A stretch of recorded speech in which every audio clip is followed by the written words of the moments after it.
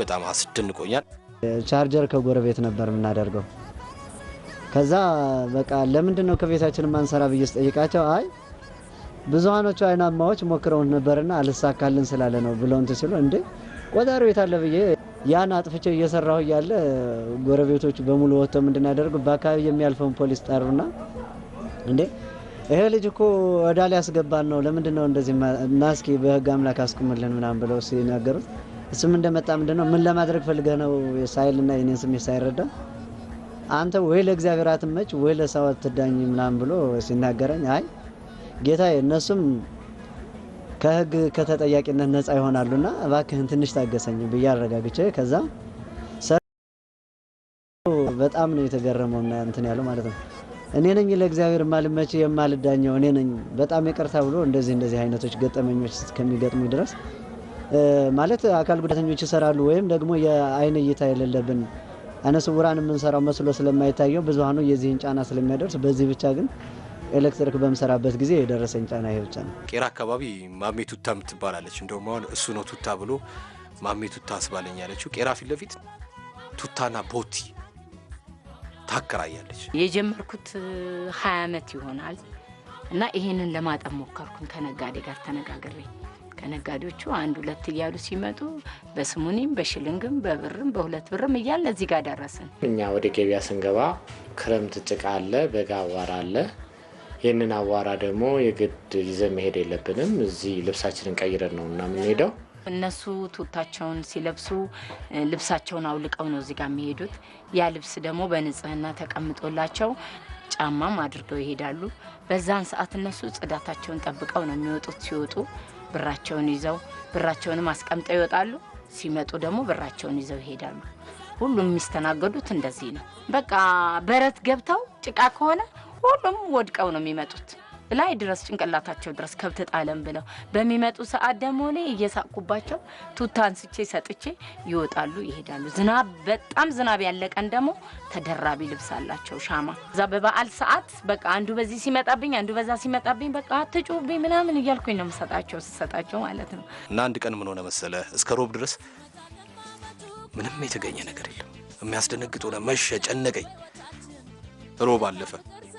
ሮብ አለፈ ሐሙስም እየመሸ መጣ የኔ ጭንቀት እየባሰ መጣ በቃ ነገ አርብ ገባው አርብ ትደነግጣለህ አርብ ጧት ላይ እንደ ምንም ነገር ዛት ይዛር ጧት መድረስ በጣም አስደንጋጭ ነው ማታ ነው 12 ሰዓት የሚቀርበው ወሬው ሐሙስ አመሻሽ ላይ እንደተጨነኩኝ ዝም ብዬ ብሄድ ወይ ወደዚህ ዞር ስትል አንድ የሚገርም ስም ያለው ቡና ቤት ልታገኝ ይችላል ይሄ ስም ለምን ተባለ እንደዚህም ሊያጋጥመኝ ይችላል ጭንቀቱ አለ ወይ ሆነ ክስተት የሆነ ነገር ሊያጋጥም ይችላል በየዘመን በየ በጭንቀት ሲሄድ የሆነች ቀጭን መንገድ አየውና የሆነ ሰው ይቆማል አባቴ እቺ መንገድ ቤት ነው የምትወስደው እቺማ ስጋተራ እዛ ጋር ወሬ ሆነው ስጋተራ ለምንድን ነው ስጋተራ አይ ሰው ኮዛ ጋር መዛጋም ተሳቀፈ ውስጥም ገብተ ቁጭ ብሎ ማማት ነው አንተ ስትወጣ ማማት ነው ስጋን ይበሉታል አሉ ታዲያ ከዚህ በላይ ወሬ አለ ወደ ስጋተራ ገባውና ስጋተራ ሰዎችን እስቲ ስለ ስጋት እንደዚህ ተገኘ እና በሚደንቅ ሁኔታ የሚያስጨንቁ ጊዜዎችም አሉ በጣም ደግሞ መልካም ሁሉ ነገር አልጋባልጋ ሆኖ የሚሳካልን ጊዜ አለ በልዩ ወሬ ፍለጋ ላይ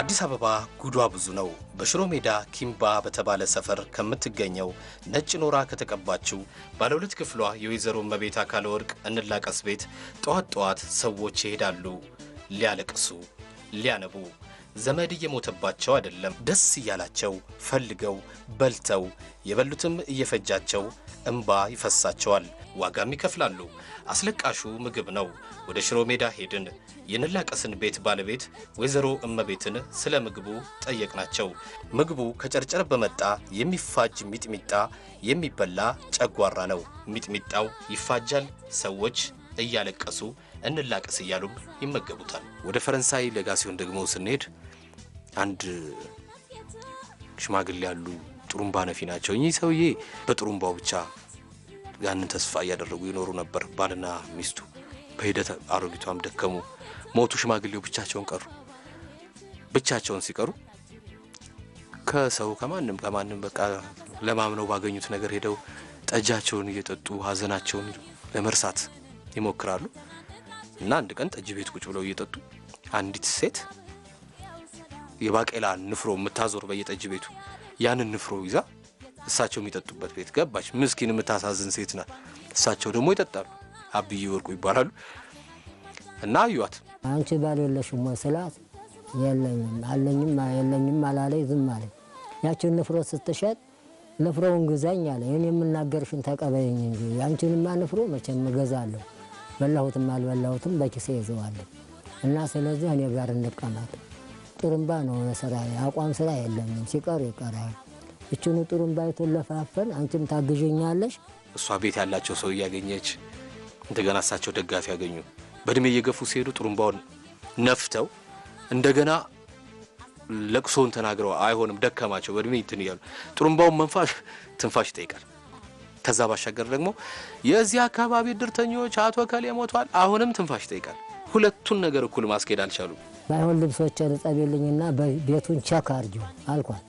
እሺ አለኝና መታ ልብሶችን አጣጠቤ ቤቱን ቸክ አረገችው እና እቺ ሳሎን ሰበረንዳ የኛ ናት እንግዲህ እና በሷ ላይ እንጠቃቀማለን እና በየ አመጣኋት። አዲሷ ሚስት የሥራ ድርሻዋ ምን ሆነ? ጥሩምባውን ሩቅ እንዲሰማ አድርጋ መንፋት። እሷ ጥሩምባውን ስትነፋ እሳቸው የዚህ አካባቢ ድርት ስራ ቀነሰላቸው ማለት ነው። ከእናንተ ጋር እንድናመሽ ስለፈቀዳችሁልን ከልብ እናመሰግናለን። ኢትዮጵያ ለዘላለም ትኑር።